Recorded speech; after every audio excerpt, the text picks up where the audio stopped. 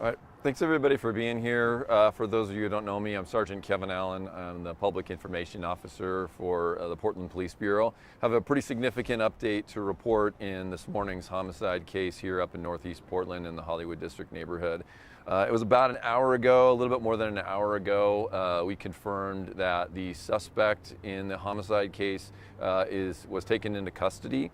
The work that has happened over the course of the day has been pretty exemplary police work. Our detectives have been following up on active leads throughout the day. That's why we're still here, because this was in a very active case. An adult male was taken into custody with the assistance of some of our partner agencies in Tigard at a hotel in Tigard where the suspect was located.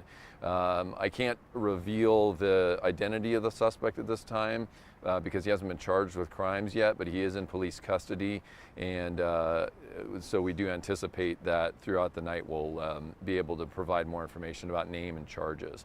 I want to give a special appreciation to some of our partner agencies, the Washington County Sheriff's Office Tactical Negotiations Team, TNT, were the team that actually took him into custody. We also had some really amazing help from Tigard Police.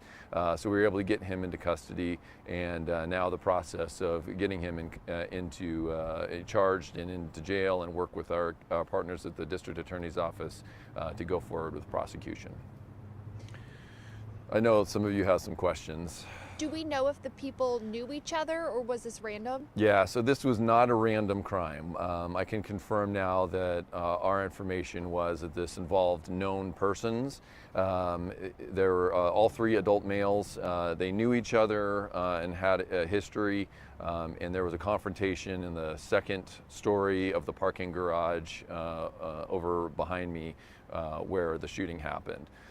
And so one person deceased at the scene, one man deceased at the scene, and one was injured with non-life-threatening injuries.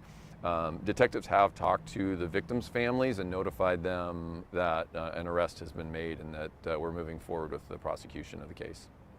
How did this lead come about? What was it that pointed you to Tigard? So the leads came about from a variety of methods. Not all of them I could discuss at this time, but a huge part of it was a witness and information from the public. People who knew the suspect and or the victims and provided us information and helped us figure out the identity of the suspect. And then there was some work that was done to try to determine his location, and that's how we were able to find him in the Tigard area and move in. They actually have been watching him for several hours as they brought in additional resources, and the TNT Technical Negotiation Team did a fantastic job getting him into custody. My understanding, no force used. He surrendered and was arrested.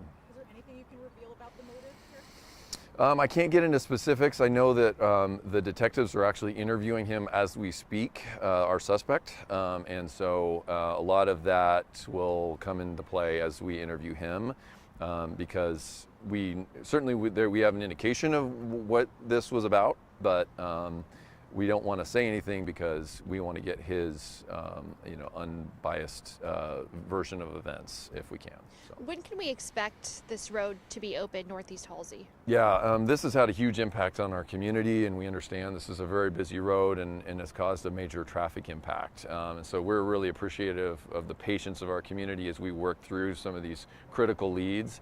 My understanding is now that we've gotten him into custody, we're in the process of starting to break down the scene.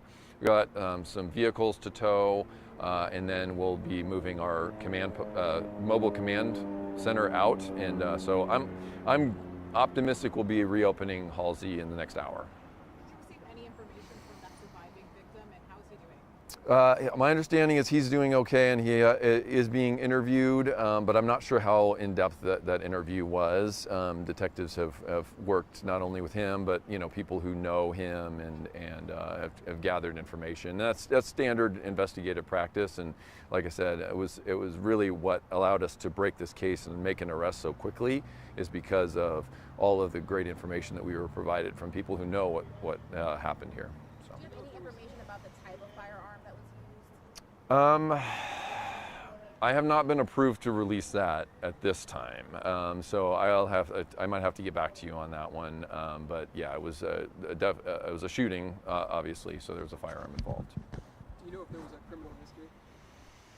On the suspect, I don't know his criminal history, but when we release his name and charges, some of that information will be available to you. When do you plan to release that information? So we have to make sure that we get him booked into jail before we can release his name, and that probably will be a few hours yet. You know, there's a lot of process that has to go into play. There's probably some search warrants that have to be executed. So there's still quite a bit of work for these detectives who've been, you know, at this all day. But we wanted to make sure that we do everything in the right order, because if we do anything out of order, it could affect future prosecution. And you know, we want to make sure that we get justice for these victims. Anything else? Can I send it back to you in the studio? Thank you for your time. Yeah.